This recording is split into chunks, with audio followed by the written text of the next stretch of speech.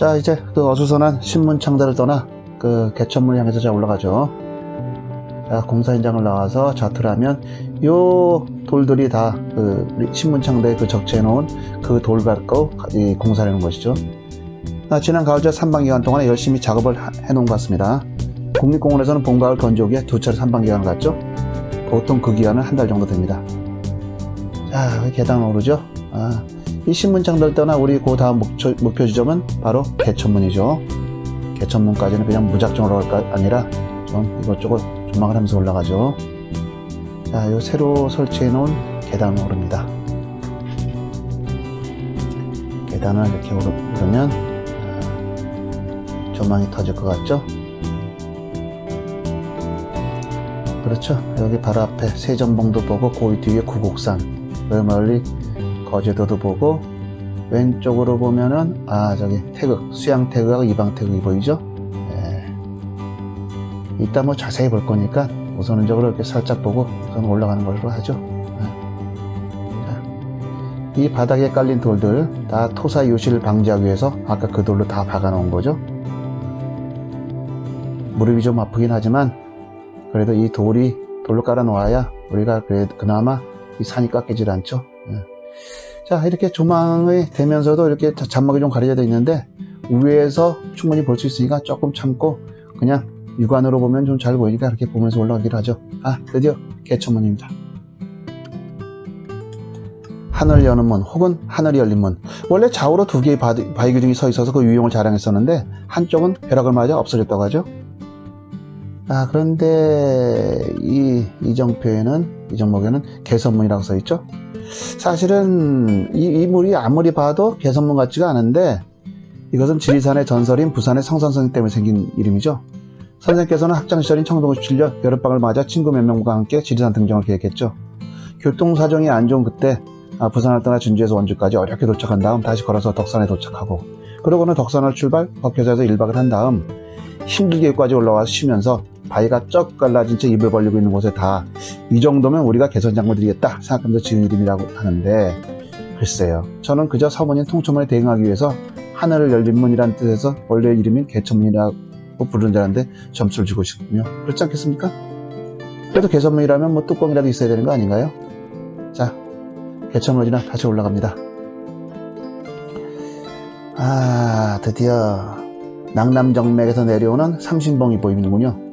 저기 중간에 삼신봉이 보이고 삼신봉 왼쪽으로 외삼신봉으로 내려가고, 그 삼신봉 바로 뒤쪽으로 호남정맥의 맹주 백운산이 보이고 그 왼쪽으로 억굴봉이 보이는군요. 그 오른쪽으로 보이는 게 한제 넘어서 도솔봉이죠. 저 낙남정맥은 이따 우리가 천왕봉 가서도 볼 것이며, 더욱이 영신봉 가서는 아주 확연하게 볼 수가 있죠. 근데 영신봉보다는 사실 촛대봉에서 보는 게 더 잘 보이죠. 이제 뭐 눈에 익으시죠? 좀 이제 왼쪽으로 좀 볼까요? 저 가운데 보이는 봉우리가 그 덕천지맥의 주봉 웅속봉이고, 웅속봉은 우측으로 내려가면서 그 태국종주 코스와 그 교를 같이 하죠. 그리고 앞으로 바로 내려가는 게 황금능선, 그 시천단맥이죠. 우리가 아까 덕산에서 본 것이죠. 그리고 왼쪽으로 보게 되면 저기 황매산이 바로 아주 잘 보이는군요. 저 황매산은 남강지맥에 있는 봉우리인데 저 웅속봉 바로 뒤에 보이는 그 한호산과 한 맥으로 더 연결이 되어 있습니다. 그 한호산에서 남강지맥은 뒤로 넘어가 가지고 남강과 낙동강이 만나는 곳에서 그 맥을 닿게 되겠죠. 자, 우측으로 좀 내려가 보겠습니다. 우측으로 보면 여기 황금능선이 내려가는 요 우측 요 골짜기가 중봉계곡이라도 불러오는 그 마야계곡이죠. 마야계곡 우측으로 계속 계곡이 내려가는 게 보이고, 계곡의 저 끝에 보이는 봉우리는 우리가 아까도 보았던 5대 주산이죠.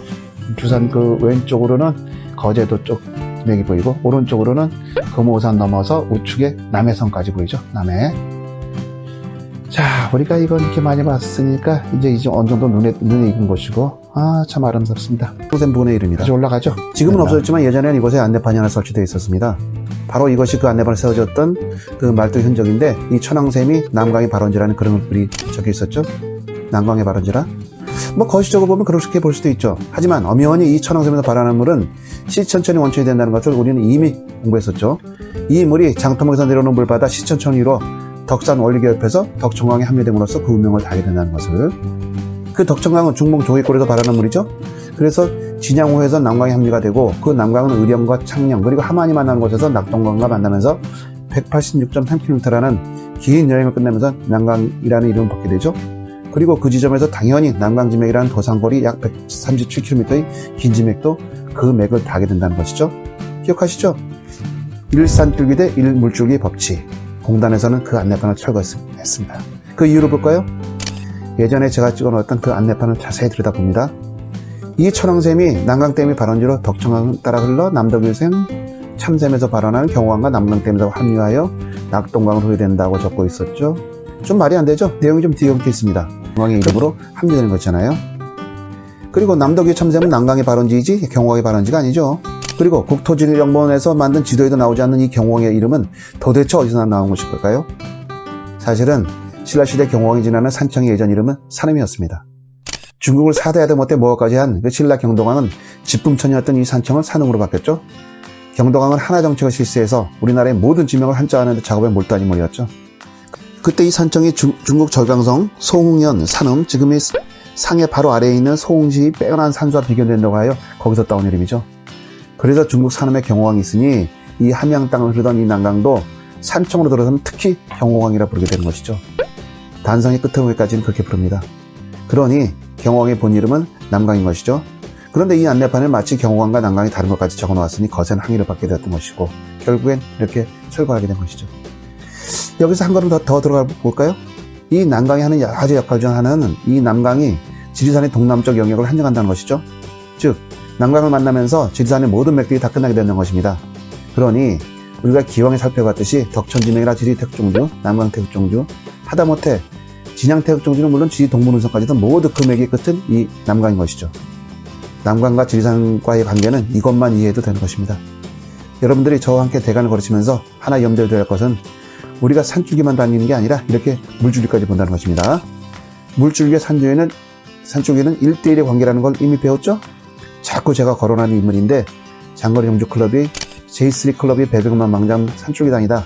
물줄기의 중요성을 깨닫고 이번 3월 말이면 아마 우리나라 물줄기를 두 번째 섭렵하는 그 대기록을 남게 될 것입니다. 그리고 산으로 박흥석 같은 이도 일찍이 물줄기에 눈을 떠 물줄기를 토대로 산줄을 정리한 그 대한상격표라는 자신만의 이름을 도출하게 됐던 것이죠. 산꾼이 물줄기를 다를 걷는다. 재밌죠? 자, 그러면 이제 시천천의 발원지인 천왕샘을 봐야죠.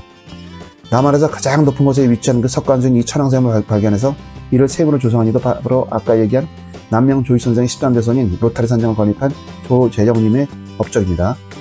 이곳에는 천왕샘이라는 이름으로 각자가 되어 있죠. 좀 희미하니 제가 찍은 사진을 또 가져와야 되겠습니다. 그렇죠?